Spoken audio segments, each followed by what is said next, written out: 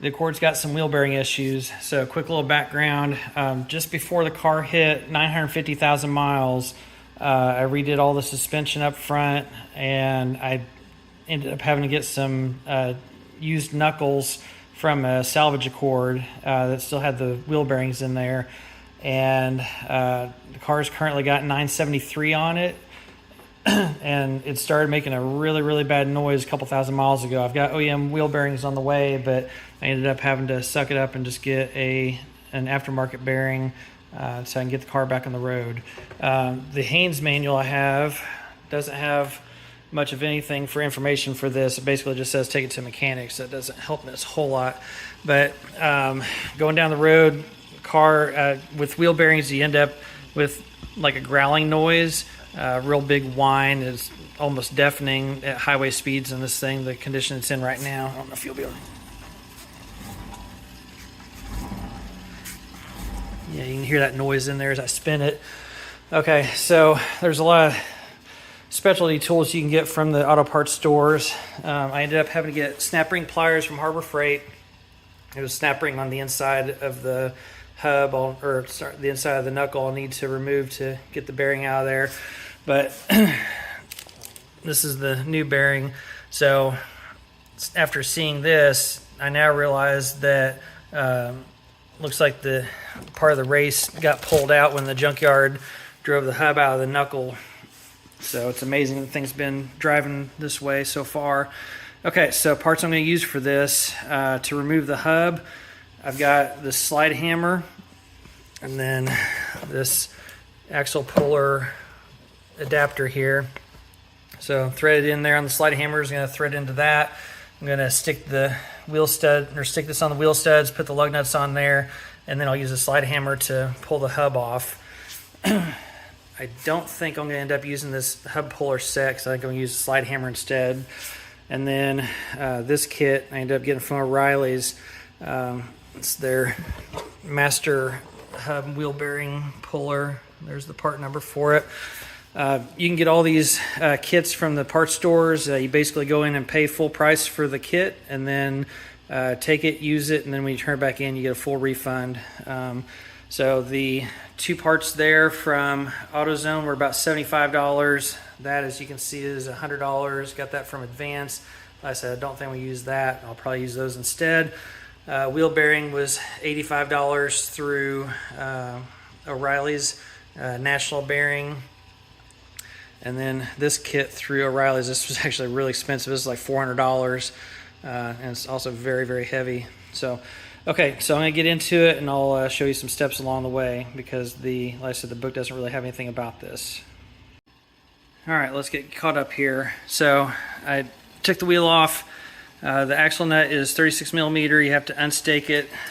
It's got a little key there on the shaft that you pound this down on, so you have to undo that. And then I actually like to put my spare, the donut spare on, and then I'll lower the car back down, and then I can undo the nut like that with it on the ground. So jacked it back up, pulled the rest of the knuckle apart here, undid the upper ball joint there, loosen it up, and then tap of the mini sledgehammer pops that out. Took off the outer tie rod end right there. Of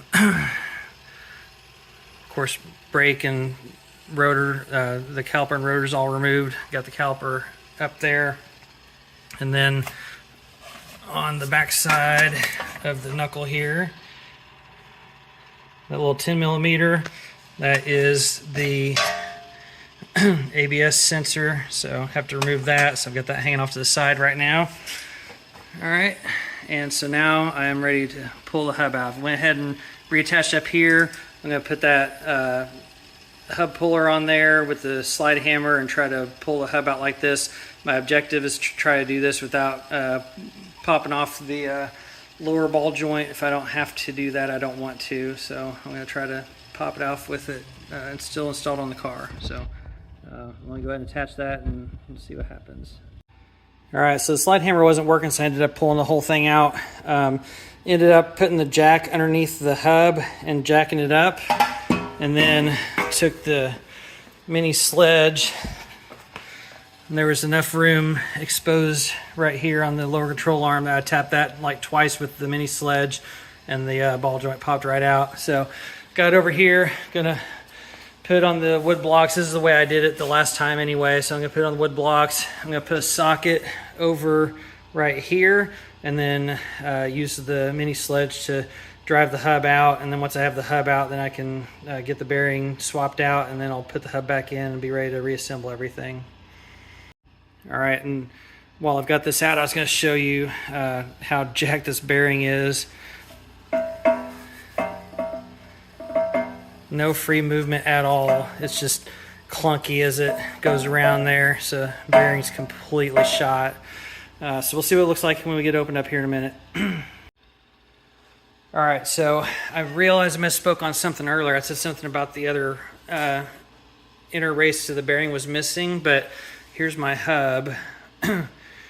So what happened was when the junkyard drove the hub out of this knuckle, it ended up looking like this because the race was still on the other hub. And then, you know, when I drove my hub out of my original knuckle, ended up staying on here. So I've been fighting with this thing. You see how far I got it there, about a 1/4 inch or so, maybe 3/8, but I'm just gonna take it to my mechanic tomorrow. I don't have a vise here. I need to get one, but I don't have one yet, so I'll take it there tomorrow and have him remove that. So I'm gonna go ahead and get this bearing pressed out of here, and then I can at least try to get the new one in there.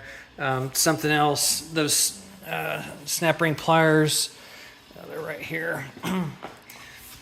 These were from Harbor Freight. This is a pretty stout snap ring. It was sitting right in here on this side that faces the outside of the car. These pliers were just barely good enough to get this. This is a pretty stout snap ring, so it was just barely enough to get it to where I could have a little space there, and I took a screwdriver and put it underneath there and popped it out the rest of the way. So you're definitely going to want to get some strong snap ring pliers if you're going to do this job, because that thing's pretty stiff. And then on the inside, there's that little trim ring. So right here, you just take a little flathead screwdriver behind it and pop it out, but that'll allow me to put the press on there to get that out. So yeah, the bearings are definitely shot. I've got ball bearings falling out of here and stuff, but yeah, it was definitely done. So definitely needed to replace this. So I'll get this all going tomorrow, but I'm gonna try to get this out of here now with the press that I've got. Okay, so here's the press that's pushing the bearing out. It's a little bit like playing Jenga. So you can see the knuckle here. This is the front of it, like go towards the outside of the car. There's the ball joint. So you've got this framework here, and then there's an adapter sleeve. The bearing housing comes up, and there's a lip there.